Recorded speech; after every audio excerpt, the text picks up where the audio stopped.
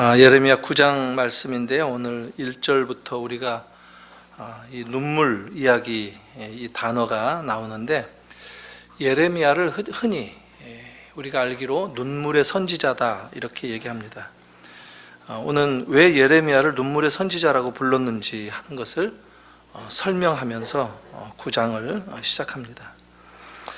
실제로 예레미야서는 전체가 다 참 눈물과 애통의 이야기로 가득한 그런 내용이죠. 예레미야도 개인적으로 이 선지자가 참 눈물이 많은 그런 선지자였습니다. 그런데 사실 예레미야의 이 눈물, 단지 감정이 풍부한 그런 가운데서 눈물을 흘리는 이런 게 아니라 이스라엘의 상황을 보고 그렇게 애달파하는 그런 뜻에서 예레미야가 눈물의 선지자다라고 하는데, 그것은 하나님의 마음을 그대로 반영한 선지자다. 하나님도 마찬가지로 눈물이 많으신 그런 마음을 지금 예레미야가 표현을 한다는 것입니다. 자기 백성의 운명을 바라보는 이 예레미야의 마음만큼 하나님의 마음도 아주 애절합니다. 그들의 지금 심판이 이렇게 선언되어지고, 이 심판은 미래에 이제 머지않은 때 바벨론의 이스라엘을, 예루살렘을 공격하는 그 전쟁과 그 참상으로 이어질 터인데, 그 미래에 있는 일을 지금 생각만 해도 눈물이 앞을 가린다 하는 겁니다.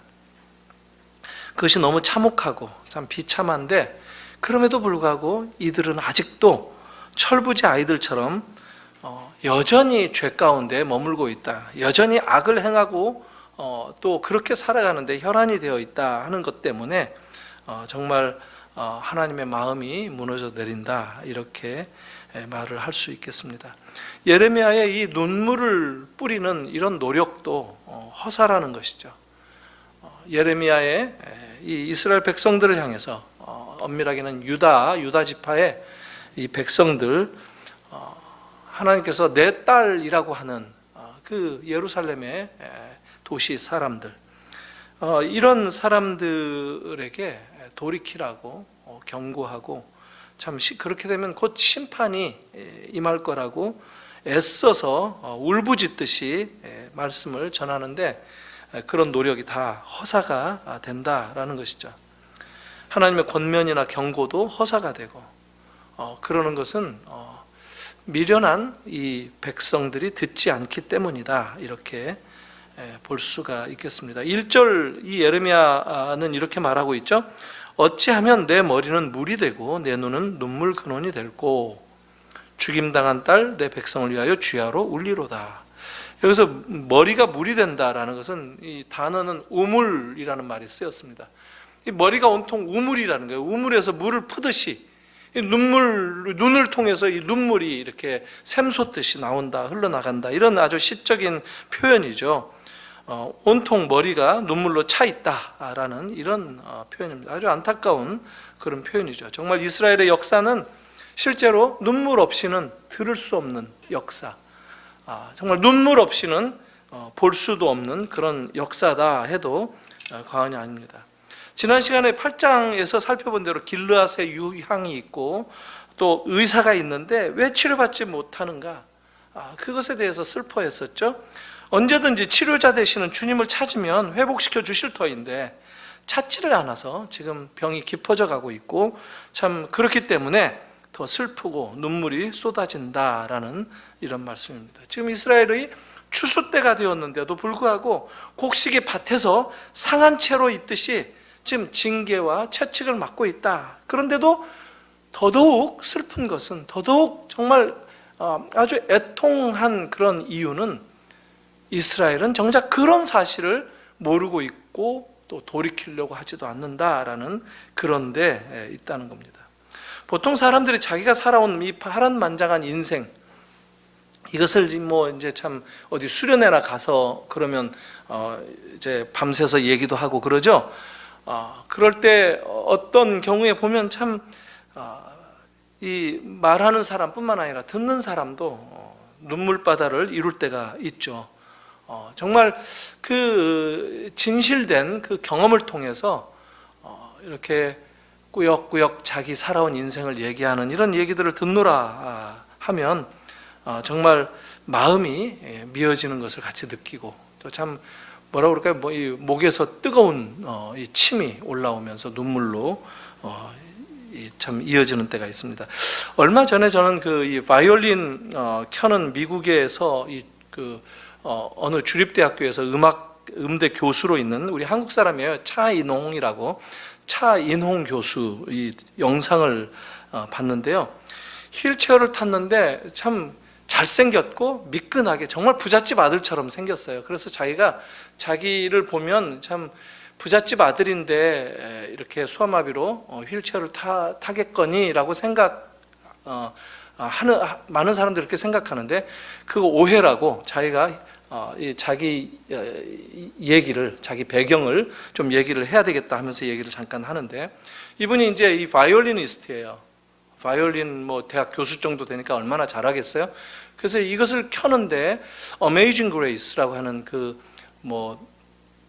놀라운 은혜, 이걸 정말 켜로 나왔는데 자기 인생을 짤막하게 소개하는 이 영상을 제가 봤습니다. 2살 때 소아마비에 걸렸다고 합니다. 그런데 집안은 너무 가난했고 6남매 중에 자기가 막내였다라고 합니다. 저도 6남매 중에 막내거든요. 근데 이 가난한 집안에, 이 6남매 집안의 막내다 그러면 참 살기가 참 벅차고 쉽지 않다, 이것을 느끼는데, 저희 집은 사실 제가 종종 가난한 집안이다 하는데 사실 저희 집은 굉장히 부자였습니다. 그래서 먹는 거 그렇게 늘 과일도 그냥 통으로 막 이렇게 사다가 쌓아놓고 먹고 그랬는데, 그래도 늘 부족한 것을 느꼈는데, 이분이 6남매 중에 막내라는 거예요. 근데 정말 힘들고 어렵게 살고, 그래서 9살 때 재활원 같은 고아원으로 보내졌다고 합니다.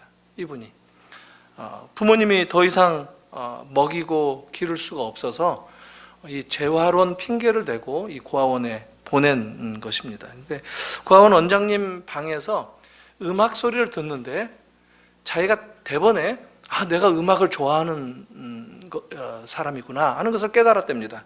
9살 때죠. 이 클래식 음악이 너무 아름답게 그 선율이 들려서 음악을 단번에 사랑하게 되었다라고 한답니다. 그 후로 음악을 이제 배우고 악기를 배웠는데, 바이올린을 배웠죠. 정말 어려운 형편인데 고아원에서 살면서 하나님께서 보내주신 너무 좋은 사람들을 얼마나 많이 만났는지 모른답니다. 그 사람들의 도움으로 미국에 유학을 가게 되었고 아주 멋진 음악가로 잘할 수 있었다라는 얘기를 간단하게 얘기합니다. 그리고 자기가 여기까지 올 수 있었던 이 용기가 도대체 무엇이었을까? 내가 몸도 성하지 않는데 어떻게 내가 견디면서 이 자리까지 왔을까? 되돌아보니까 정말 하나님의 은혜더라 하는 것을 고백하는데, 참 아주 많은 사람들이 뭉클하고, 그러고 난 다음에 이제 바이올린을 켜는데 얼마나 많이 듣습니까? 가장 많이 듣는 찬송가 가운데 하나가 그거죠. 어메이징 그레스죠. 부르기도 많이 하고 그러는데, 그게 우리 말로는 어떻게 됐죠? 예? 나 같은 죄인 살리신. 예. 제가 참 찬송을 더 많이 불러야 될 모양입니다. 나 같은 죄인 살리신. 이게 와 닿아서 꽂히는데, 이 선율로만, 가사가 없이 선율로만 꽂히는데 정말 가슴 깊이 와 닿는 것을 느꼈습니다. 이런 사람들의 인생 이야기를 들으면 정말 드라마보다도 더 리얼하고 더 진하고 감동이 있는 이런 것들을 우리가 봅니다. 눈물이 필요한 그런 인생의 이야기다 하는 것을 느꼈습니다. 대부분 이런 인생은 과거 어려웠던 시절, 과거 불행했던 그런 것들을 어떻게 이겨내는가, 이런 이야기들이죠, 주로. 그런데 그런 이야기, 과거의 이야기, 그래 지금은 행복해졌어요. 지금은 많이 하나님의 은혜를 경험하고 고백하는 자리에 있는데, 그럼에도 불구하고 눈물 없이는 말하기도 힘들고 듣기도 어려운 그런 상황인데, 예레미야의 이 눈물은 이스라엘의 미래에 멸망당할 그런 불행을 얘기하는 것입니다. 그것을 알기 때문에 지금 모두가 다 모르고 있는 가운데 예레미야는 그것을 아는데, 알면서도 그 멸망을 향해서 치달아가고 있는 그 이스라엘을 바라보면서 피할 수 없는 그 운명을 예감하면서 그 눈물이 흐르는데, 그 눈물이 어떤 눈물이겠습니까? 지금 하나님께서 예레미야가 참 눈물을 흘리는 이 모습은, 그 내용은 바로 그런 정말 임박한 그 불행과 임박한 아주 이 비극적인 이것을 향해서 아무것도 모른 채 치달아가고 있는, 그러나 그걸 붙잡고 싶고 붙잡으면 잡을 수 있을 것 같은데 아직도 늦지 않았는데 그럼에도 불구하고 달려가는 그런 이스라엘을 보고 안타까워하는 그런 의미의 눈물이었다라는 겁니다. 이스라엘은 하나님의 말씀을 듣지 않았습니다. 하나님이 지적하신 대로 이스라엘의 죄악은 크게 이 두 가지죠. 거짓말하는 거, 또 이건 진실되지 않는 거하고 연결되고 있죠. 3절에 나오는데, 그리고 또 뭐냐면 악을 행하는 것, 이것 때문에 지금 이렇게 어렵게 될 것이다 라는 것이죠. 거짓말을 어떻게 하느냐면 활을 당김같이 그 혀를 놀린다. 그러니까 거짓말을 막 화살을 쏘듯이 쏘아대는, 내뱉는 그런 이 표현으로 기록되어 있습니다. 진리를 위해서 서지 않고 진실되지 않고 진리 앞에 용감하지 않았다라는 겁니다. 참 어떤 면에서 보면 사람들이 거짓을 책망하고 또 거절을 하기 위해서 외로운 길을 가려고 한다면 용기가 필요한데, 그들은 진리를 위해서 용감하지 않았다라는 겁니다. 비겁했다라는 거예요. 비굴하게 거짓말을 했다라는 것이죠. 그리고 또 악에서 악으로 진행했다라고 얘기합니다. 악에서 시작해서 악으로 진행하는 자들, 곧 악으로만 살아가는 사람들, 이렇게 지금 묘사되고 있어요. 그런데 또 나오는 것은 하나님을 모른다, 알지 못하는 자들이다 라는 거예요. 3절과 6절에서 반복하면서 이스라엘의 죄의 원인에 대해서 얘기하는데, 너희는 나를 알지 못하느니라. 또 6절에도 얘기하죠. 나를 알기를 싫어하느니라. 참 알지 못할 뿐만 아니라 알기를 싫어하는 그런 형편에서 죄를 지을 수밖에 없죠. 호세아가 한 말이 있죠. 내 백성이 지식이 없어서 망하는도다. 그렇습니다. 하나님을 아는 지식, 하나님을 알지 못해서 망한다. 이 안다라는 거, 야다라는 말입니다. 야다. 경험한다는 거예요. 하나님을 경험해 보지 못하는 것, 이것이 불행이다라는 것이죠. 그래서 이 4장 6절에 그렇게 얘기를 하고 난 다음에 호세아 14장 1절 2절에 대책을, 처방을 내리는데, 그게 뭐냐면 너는 말씀을 가지고 여호와께 돌아오라, 이렇게 얘기합니다. 다른 방법이 없다는 것이죠. 여호와께로 돌아와라. 하나님께서는 거짓과 악에 충만한 이스라엘 백성들을 가만히 두시지 않는다는 것이죠. 하나님은 그들을 그 고난과 환난의 이 시련으로 녹이고 연단하시겠다라고 얘기합니다. 7절 말씀인데, 오늘 저희가 6절까지만 읽었지만 7절에 나오죠. 내가 내 딸 백성을 어떻게 처치할고 그들을 녹이고 연단하리라. 그런데 이 현대인의 성경이라고 이게 풀어서 쓴 성경을 보니까 뭐라고 나와 있느냐면, 보라, 내가 내 백성을 시련의 도가니에 넣어 금속처럼 연단하고 시험하겠다. 이 밖에 내가 달리 무엇을 할 수 있겠는가. 하나님께서 이스라엘 백성을 도가니 속에 넣겠다라고 얘기하십니다. 그 도가니 속에서 부서뜨리고 녹이고 망치질하고 연단을 시키겠다라는 이런 표현입니다. 10절에 예레미야의 통곡이 다시 나오죠. 물론 하나님의 통곡이기도 합니다. 사실 예레미야서 전체에서 우리가 확인할 수 있는 것은 이게 예레미야의 말인지 하나님의 말인지, 예레미야와 하나님이 구별되지 않고 사용되어지는 언어를 우리가 경험을 합니다. 내가라고 하는 단어는 때때로 선지자를 가리키고 있고 때때로는 하나님을 가리킵니다. 지금 이스라엘 땅을 위해서 통곡을 하는데 선지자는 그 땅이 불에 탔고 지나는 자가 없고 또 가축 소리도 들리지 않고 공중의 새도 짐승도 다 도망가 버렸다라고 통곡을 합니다. 그 땅은 과연 전쟁으로 황폐하게 될 것이다. 불타고 지나가는 자도 없고 가축 다 빼앗기고 죽거나 흩어지고 공중에 이 주인 없는 짐승들, 새들도 전쟁에 놀라서 멀리 도망칠 것이다 라고 합니다. 예루살렘은 쓰레기 더미처럼 되고 말 것이다. 불타는 쓰레기 더미, 이게 히브리 말로는 게헤나라는 말이에요. 게헤나. 신약 성경에서 지옥이라는 말이 나와요. 마태복음에도 종종 나오는데 지옥이라는 말에 다 게헤나가 쓰였어요. 게헤나. 지옥 같을 것이다 라는 거예요.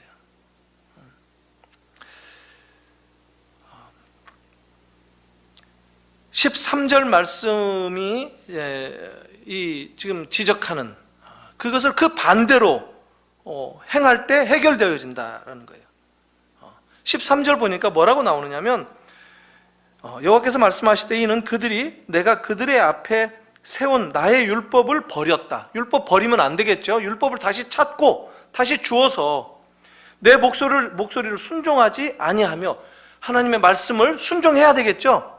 그리고 그대로 행하지 아니하고 말씀대로 행해야 되겠죠.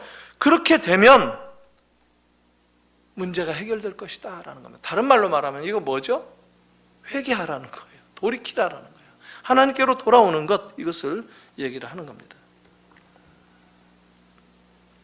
18절에 보면 이제 이 곡하는 것을 오히려 권하고 있습니다.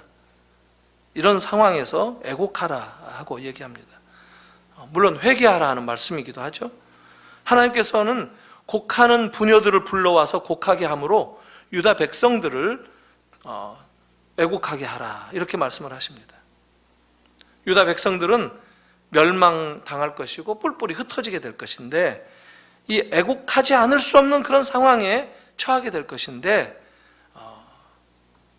지금 임박한 그런 상황 앞에서 곡하는 자들을 데려와야 될 거다. 전문 곡하는 사람들을 동원시켜서라도 곡을 하라 이런 겁니다. 이건 이 이스라엘의 장례 문화를 이해해야만 풀어지는 그런 말씀이기도 합니다. 이스라엘은 우리나라도 옛날 그랬던 것 같아요. 전문 곡하는 사람들이 있죠. 전문 애곡하는 사람들이 있어요. 그 사람들이 곡하면 다 따라서 울고 따라서 곡하는. 우리나라는 이 곡의 이 내용이 뭐죠? 아이고 아이고 이러면서 이 곡을 하잖아요. 저 어렸을 때 초상집 가면 늘 들었어요. 근데 가만히 보니까 저도 기억이 나는데 누군가 얘기해요. 아이고 하면 따라서 아이고 아이고 따라서 해요. 이게 이제 주로 상여 나갈 때 그렇게 하죠. 그 사람은 돈을 또 많이 받아요.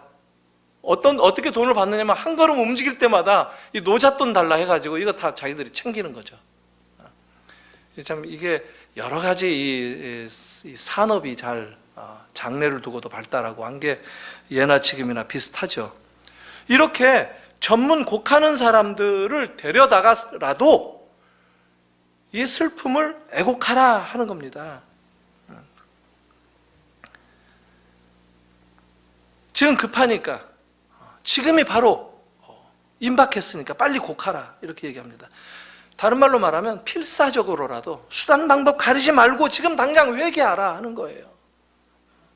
하루라도 빨리, 한시라도 빨리 회개해야 된다. 그런데 이스라엘의 현실은 어떻습니까? 23절, 24절 보면요 좀 이상하다 싶을 만한 그런 내용들이 나와요. 이스라엘이 지금 어떤 상황에 빠지고 있느냐면 자랑하고 있어요. 그 주제에 23절, 24절을 제가 한번 봅니다. 여호와께서 이와 같이 말씀하시되 지혜로운 자는 그의 지혜를 자랑하지 말라.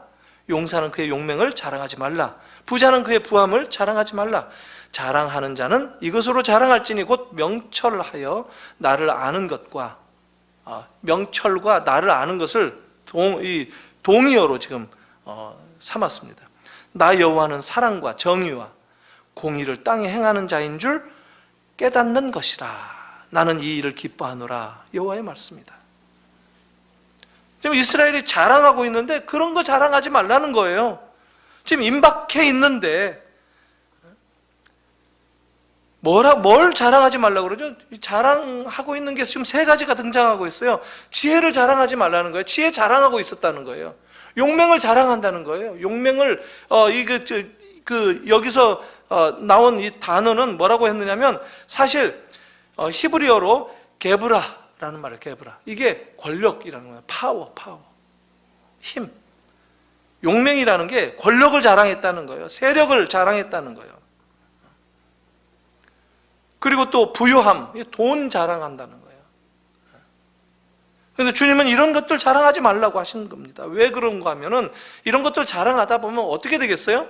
하나님 의지하지 않게 되는 거죠. 자기가 자랑하는 것을 의지하고 붙드는 것 아닙니까? 그렇다는 거예요. 옛날에 어떤 그 남편이 아내한테 금반지 가락질 하나 딱 해서 줬는데 너무 참 기쁘고 자랑하고 싶은 거예요. 그래서 그 시장 가가지고 채소 사는데 이거 얼마예요? 이거 얼마예요? 가락지 반짝반짝 거리는 거. 그래도 금반지라도 달아지지 않고 새 거는 그냥 반짝반짝 하잖아요. 이거 얼마예요? 이거는요? 이렇게 하길래 그 채소 가게 이 아줌마도 딱 보니까 자랑하는 거거든요. 그러니까 자기도 뭔가 그러면 괜히 은근히 좀 이렇게 얄밉잖아요. 그래서 맞장구를 치려고 하는데 이빨을 이렇게 해가지고 그거 이 얼마예요? 금리빨 자랑한다고. 그렇대잖아요. 이런 사람들을 뭐 그냥 우리 요즘 언어들은 그런 거 많이 말하죠. 된장녀다. 반지녀 이렇게 얘기하겠죠. 속물이라는 겁니다. 사실 우리 사람들은 뭔가 좀 자랑하고 싶어하는 속성이 있어요. 우리 이 본질 가운데 자랑에 좀 이렇게 밀리거나 자랑하지 못할 그런 경험을 하게 될 때 참 시무룩해질 때도 있잖아요. 근데 저는 좀 그걸 좀 뒤집어서 생각하고 싶어요. 나도 좀 자랑하고 싶은데 자랑할 게 없어요.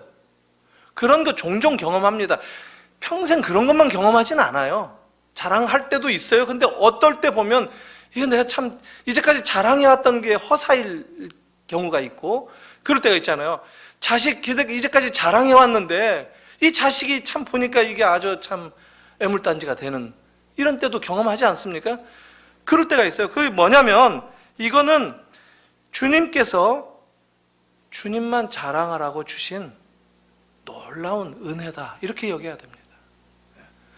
기 죽어서 나 자랑하고 싶었는데 우리 자식들 자랑하고 싶고 뭔가 집안 자랑도 하고 싶고 뭐 이렇게 자랑하고 싶은데 그런 것들을 자랑하는 것은 사실상 부끄러운 것이다라고 하나님께서 그런 것들을 자랑하는 것은 결국은 걸림돌이 될 수 있다고 특별한 은혜로 자랑할 것이 하나도 없도록 내 삶에서 다 빼앗아간 것 같은 그런 순간을 경험할 때가 있다는 겁니다. 그럴 때는 이제 내가 주님을 자랑할 수 있겠구나라고 얼른 깨달아야 된다는 거예요. 히스기야 왕이 이 바벨론에서 사신이 왔을 때 내탕고를 보여줬어요. 우리가 여기다가 이런 것도 넣고 지금 이 창고 봐라, 이 뭐 별거 다 들어가 있다. 그러지 않았어야 되죠. 와가지고 다 쓸어가지 않습니까? 먼저 어디를 데려갔어야 돼요? 성전 데려갔어야죠. 우리는 하나님을 이렇게 경배한다. 우리 백성들은, 우리 이스라엘은 하나님이 왕이시고 내가 왕이지만 하나님을 내가 경외하고 내가 하나님의 하라는 대로 말씀 따르고 내가 이렇게 하나님을 경배하면서 예배하면서 이 하나님이 우리를 구원하신다고 고백한다라고 하면 이 바벨론 사람들이 생각이 달라졌겠죠. 뭔가 믿음에 대한 도전은 받지 않았겠습니까? 유대인들은 이렇게 헛된 것들을 늘 자랑하는 경향들이 있었습니다. 이게 신약에서도 나옵니다. 고린도 교회도 이상한 것 자랑했죠. 갈라디아 교회도 보면은 뭐 엉터리 같은 것을 자랑했죠. 율법 자랑하고 할례 자랑하고. 빌립보서는 뭐 할례를 이 손 할례당들아 이렇게 얘기했잖아요. 이거는 정말 페리토메라는 게 할례라는 말인데 카타토메라고 해가지고 말장난한 거예요. 말로 똑같은 말을 지어내가지고 카타토메라는 단어는 없어요. 이게 어떻게 번역됐느냐면 손 할례당 이렇게 우리 말 성경에는 번역됐는데, 손 할례당이라는 게 뭐냐면 몸에 이 피부 조각을 잘라낸 놈들, 이런 비아냥거리는 얘기였습니다. 그걸 자랑했어요. 그런 걸. 유대인들 성전 크다고 자랑하고, 예수님이 성전 비판했다고 잡아서 바로 하나님을 모독했다고 십자가에 처형시켜야 된다고 하지 않았습니까? 이거 생각해 보면 오늘날 우리들도 예외가 아닙니다. 교회들도 얼마나 헛된 것을 자랑합니까? 교인 숫자 자랑하고, 교회 건물 자랑하고, 교회 안에서도 자식 자랑하고, 학벌 자랑하고, 우리 교회에 뭐 장관이 몇 명 있네, 우리 교회 교수가 몇 명 있네, 우리 교회 의사들이 몇 명 있네. 어떤 거 보면 사람들이 이상한 경쟁심을 불러일으키는 것들만 자랑하고, 들으면 뭔가 배 아프고 이런 것들을 자랑한다는 거예요. 다 유대인이나 비슷해요. 따지고 보면 사실 비슷한 게 아니라 똑같은 건데, 똑같다고는 차마 말을 못 해가지고 비슷하다 얘기를 하는데, 그럴 때 우리 주님이 성령으로 내주하시는 우리 하나님께서는 함께 탄식하신다는 거예요. 그러면 어떻게 해야 됩니까? 뭘 자랑해야 됩니까? 24절 말씀입니다. 바로 하나님을 자랑하라. 하나님을 모른다고 하는 것이 아니라, 나는 하나님을 안다, 나는 이런 하나님을 안다, 나는 이런 하나님을 경험했다. 이 안다는 얘기가 야다라고 하지 않았습니까? 경험한다, 깊이 안다, 나는 하나님과 하나다, 하나님의 그 마음을 내가 읽는다, 이것을 자랑하라는 거예요.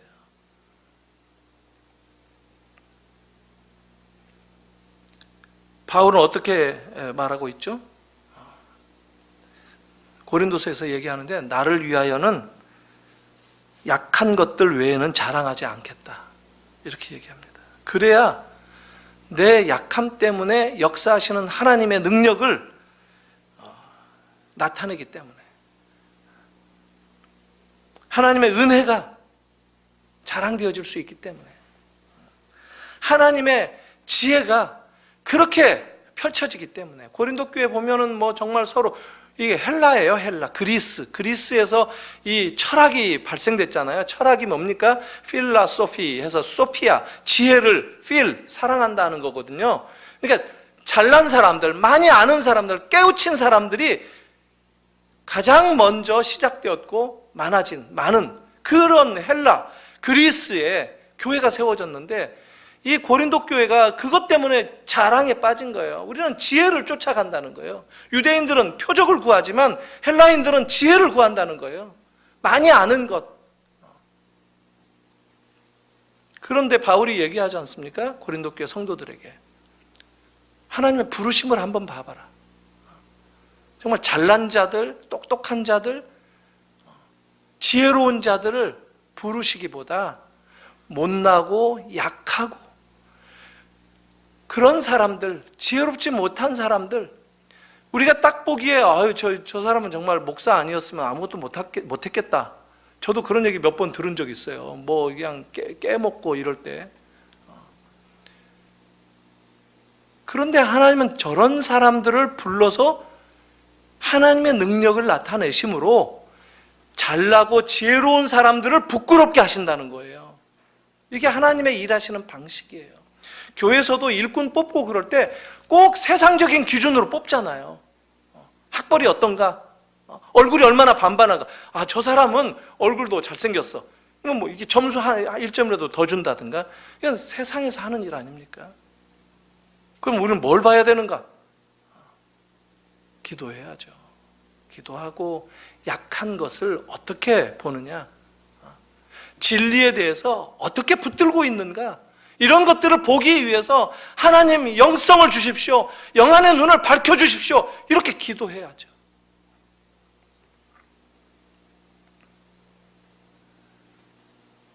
하나님의 능력이 나타나는 것, 이게 정말 중요합니다. 하나님의 지혜가 나타나게 하는 것, 이게 중요합니다. 내가 드러나고 내가 자랑되어지고 내가 뭔가 내 인생이 증명되어져야만, 내가 잘났다는 것이 확인되어지고, 이런 것들이 아니라 나는 죽더라도, 나는 밟히고 나는 무너지더라도 하나님이 드러나는 것, 하나님이 나타나는 것, 이것이라면 된다라고 하는 이 근본적인 기준이 모든 신자들에게 있어야 된다는 거예요. 어떤 사람들은 병거를 자랑하고 어떤 사람은 말을 의지하나 우리는 여호와 우리 하나님의 이름을 자랑하리로다. 시편 20장 7절에 나오는 말씀이죠. 우리 하나님은 어떤 분이라고 오늘 24절에 얘기합니까? 나 여호와는 사랑과 정의와 공의를 땅에 행하는 자인 줄 깨닫는 것이라. 또 나와요. 또 여기에 정의와 공의, 이거 몇 차례 살펴봤잖아요. 째다카, 미슈파트 몇 차례 살펴봤어요. 여기 하나가 더 붙었어요. 사랑, 인애, 헤세드. 우리 찬양대 이름이죠. 헤세드. 하나님은 어떤 분이신가? 하나님의 속성, 하나님의 그 인격적인 그런 어떤 이 성품이 어떤 분인가? 하나님은 무엇을 행하시는 분인가? 사랑을 행하신다는 거예요. 죽기까지 순종하는 그 사랑으로, 우리가 죄인이었는데도 불구하고 죄인일 때 사랑하시는 그 하나님, 그리고 의와 정의를 이 땅에 세워가시는 하나님, 이 하나님을 자랑하라는 거예요. 이게 하나님의 속성이고 하나님의 나라에 다스리시는 원칙이다라는 거예요. 하나님은 사랑으로 다스린다는 거예요. 공의와 정의를 하나님은 펼쳐가신다는 거예요. 이게 하나님 나라의 보좌예요. 보좌의 기초다라는 거예요. 이걸로 하나님은 우리를 구원하셨고, 이걸로 지금도 우리를 다스리시기를 원하시고, 이걸로 우리를 자녀 삼아 주시고, 이걸로 우리 교회가 하나님을 닮아가기를 원하시는 그 하나님의 성품, 그 속성, 이걸 우리가 같은 마음으로 품는 것, 이게 나 여호와를 아는 것이다, 하나님께서 말씀하시는 것이랍니다. 사랑하는 성도 여러분, 이 사랑과 정의와 공의를 땅에 행하는 이 하나님을 우리가 알아가고, 그 하나님처럼 나도 사랑과 정의와 공의를 실천해가고, 한번 하나님의 모범을 쫓아서 따라서 행해보고, 그렇게 사는, 그래서 여러분들의 이웃과 이 세상 앞에 하나님이 어떤 분이시다라는 것을 자랑할 수 있는 여러분들이 되시기를 주님의 이름으로 축원합니다. 같이 기도하겠습니다. 하나님 아버지, 은혜를 감사합니다. 하나님의 말씀이 무엇인지, 또 하나님이 어떻게 사랑을 베푸셨는지, 또 우리 하나님으로서 우리를 끝까지 붙드시며 우리에게 당신의 우리를 부르신 목적이 당신을 닮아서 사랑과 공의와 정의를 행하게 하는 바로 그것 때문인 것을 오늘 저희들에게 일깨워 주시고, 함께 그 삶을 닮아갈 수 있도록 기회 주신 것을 감사합니다. 이스라엘이 헛된 것들을 자랑함으로써 결국은 그것들이 올무가 되었고 덫이 되었던 것을 저희들이 역사를 통해서 바라봅니다.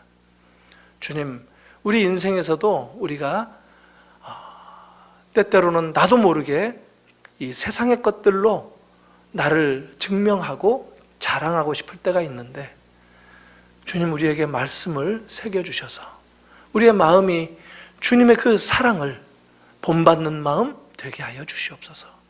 주님의 그 공의로우심, 죄인을 사랑하셔서 의롭게 만들어 가시는 하나님의 그 공의에 저희들이 뛰어들 수 있는 주의 일꾼들 되게 하여 주시옵소서.